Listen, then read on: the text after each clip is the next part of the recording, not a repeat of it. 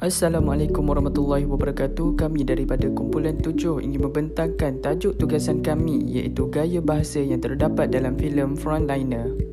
Assalamualaikum Doktor, nama saya Ifah Munirah binti Ahmad Munif, nombor matrik 289721. Saya akan membentangkan bahagian pengenalan. Frontliner ialah sebuah filem tempatan yang diterbitkan pada tahun 2020 atas arahan Razif Rashid. Filem bergenre drama ini mengisahkan tentang pengorbanan petugas barisan hadapan yang terdiri daripada kaki tangan kesihatan dan anggota keselamatan dalam menangani wabak COVID-19. Antara pelakon yang membintangi filem ini ialah Azhan Rani, Aceh dan Beto Kushairi.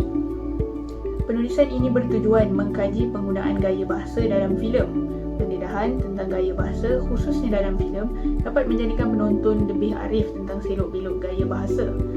Pemilihan filem ini dilihat amat bertepatan dengan situasi semasa negara yang sedang dilanda wabak COVID-19. Filem ini turut memberi pengajaran kepada semua lapisan masyarakat agar bersatu padu dalam memainkan peranan masing-masing untuk mengekang penularan wabak COVID-19. Filem Frontliner merupakan sebuah filem yang mengisahkan tentang pengorbanan yuranegara iaitu Barisan Harapan yang mengorban masa, tenaga serta nyawa mereka untuk menghentikan penularan wabak COVID-19. Filem ini juga menceritakan suasana yang berlaku ketika musim pandemik. Pada masa itu, suasana begitu hura-hara kerana masyarakat berasa bimbang dengan musibah yang melanda dunia dan kesusahan hidup yang perlu mereka tanggung akibat kehilangan sumber rezeki bagi menyara hidup. Keadaan juga bertambah teruk disebabkan oleh segelintir individu yang enggan mematuhi prosedur operasi standard atau lebih dikenali sebagai SOP dan enggan memberi kerjasama dengan petugas Barisan Harapan. Dalam filem ini, Nora merupakan watak seorang wanita yang syarat mengandung anak pertamanya. Beliau merupakan isteri kepada salah seorang petugas Barisan Harapan yang merupakan seorang doktor di sebuah hospital iaitu Dr. Azman. Nora telah membuat ujian saringan COVID-19. Hasil ujian tersebut mendapati bahawa beliau telah dijangkiti COVID-19 ketika membantu penghantar makanan yang ditimpa kemalangan tanpa mengikut SOP yang telah ditetapkan. Oleh itu, perkara ini telah membimbangkan Dr. Azman dan menyebabkannya semakin tertekan. Di samping itu, filem ini turut menceritakan cabaran yang perlu dihadapi oleh anggota keselamatan. Antaranya ialah keengganan segelintir individu untuk memberi kerjasama, ribut kuat melanda ketika waktu bertugas dan anggota keselamatan telah lama tidak bertemu dengan ibunya iaitu Kapten Nasir. Inspektor Zul bersama keluarganya juga menghadapi dugaan wabak COVID-19. Beliau terpaksa bekerja lebih masa dan mengasingkan diri daripada keluarga dengan tidur di luar rumah kerana bimbang akan menjangkiti keluarganya. Isterinya, Nadia, mempunyai masalah psikologi iaitu kemurungan. Peristiwa Syamsul meninggikan suara kepada ibunya kerana tidak membenarkan dia keluar untuk bertemu rakan telah menyebabkan penyakit Nadia semakin teruk dan menambah kerisauan Inspektor Zul terhadap isterinya. Pada akhir filem ini, Dr. Azman dan Kapten Nasir ditimpa kesedihan apabila kehilangan orang yang tersayang. Isteri Dr. Azman meninggal ketika berada di hospital, manakala ibu Kapten Nasir telah meninggal dunia akibat wabak COVID-19. Assalamualaikum dan salam sejahtera saya ucapkan. Nama saya Nurul Atira binti Abdul Aziz, memegang nombor kad matrik 285405. Gaya bahasa merupakan susunan kata yang disusun mengikut kesesuaian dan berdasarkan sesuatu tema dalam penulisan tersebut. Gaya bahasa ini digunakan dalam sesuatu penulisan berdasarkan beberapa tujuan dan kepentingan bersama. Menurut Amiruddin, gaya bahasa merupakan salah satu cara yang digunakan oleh pengarang sebagai tanda untuk menyebarkan idea asal dan juga karya-karya yang dihasilkan supaya dapat menimbulkan kesan kepada pembaca dan juga khalayak. Bagi Kieraf pula, ia mendefinisikan bahawa gaya bahasa ialah pemakaian bahasa di mana ia bertindak untuk menghuraikan buah pemikiran seseorang dengan cara pemakaian bahasa yang unik di mana dapat melihat kepribadian seseorang itu melalui jiwanya terhadap sesuatu penulisan. Terdapat beberapa jenis gaya bahasa yang digunakan dalam filem ini setelah dianalisis. Antaranya ialah anafora. Anafora bermaksud pengulangan satu kata atau lebih di awal baris yang bersifat sejajar dan juga berturutan. Fungsi penggunaan gaya bahasa ini adalah untuk menimbulkan irama kepada khalayak apabila khalayak menghayati sesuatu penulisan itu atau sebagainya serta memberi penekanan kepada khalayak untuk lebih fokus. Gaya bahasa ini juga digunakan untuk menegaskan sesuatu pernyataan itu.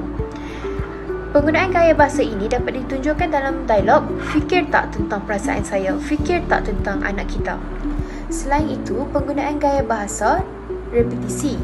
Repetisi membawa maksud pengulangan kata dalam satu baris yang sama.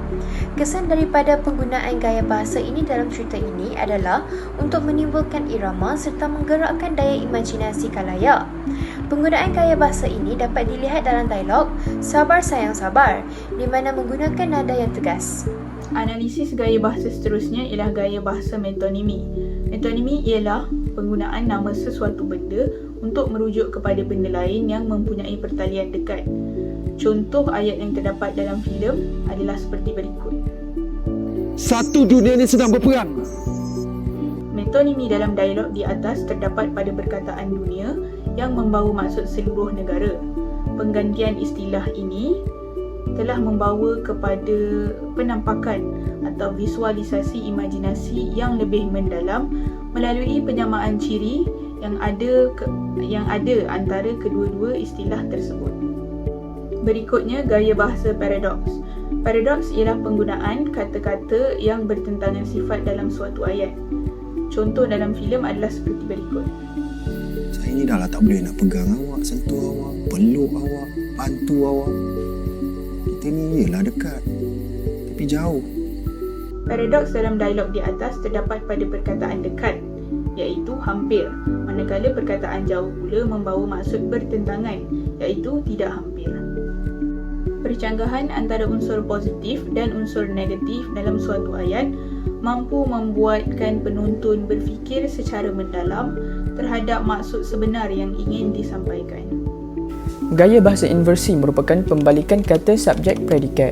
Inversi ialah gaya bahasa yang merupakan permutasi atau perubahan urutan unsur-unsur konstruktif sintaksis. Dengan erti kata lain, perubahan urutan subjek predikat kepada predikat subjek. Di dalam filem ini, terdapat gaya bahasa inversi yang telah digunakan. Sebagai contoh, Boleh tahan biadab kau kebiasaannya, ayat akan dimulakan dengan subjek di hadapan dan predikat di belakang.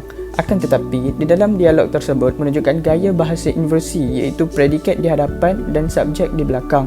Subjek yang terdapat di dalam dialog tersebut ialah kau dan predikat ialah boleh tahan biadab. Berdasarkan filem Frontliner, terdapat juga gaya bahasa singkup yang telah digunakan. Secara umumnya, gaya bahasa singkup merujuk kepada penyingkatan perkataan yang digunakan dalam ayat. Gaya bahasa singkup sering digunakan oleh masyarakat Malaysia pada masa ini. Singkup memudahkan setiap individu untuk berkomunikasi antara satu sama lain. Contoh gaya bahasa yang terdapat dalam filem ini ialah perkataan dah yang terdapat di dalam dialog tersebut merujuk kepada perkataan sudah yang telah disingkatkan. Setelah menganalisis filem Frontliner secara keseluruhan, terdapat 3 gaya bahasa yang kerap digunakan dalam cerita ini iaitu anafora, singkup dan juga metonimi. Penggunaan gaya bahasa anafora dapat mempengaruhi emosi individu seperti gembira atau sedih semasa menonton filem. Melalui penggunaan gaya bahasa anafora juga dapat membangkitkan unsur penegasan dalam sesuatu pernyataan. Selain itu, singkup. Terdapat banyak dialog dalam filem tersebut yang mempunyai pengguguran suku kata.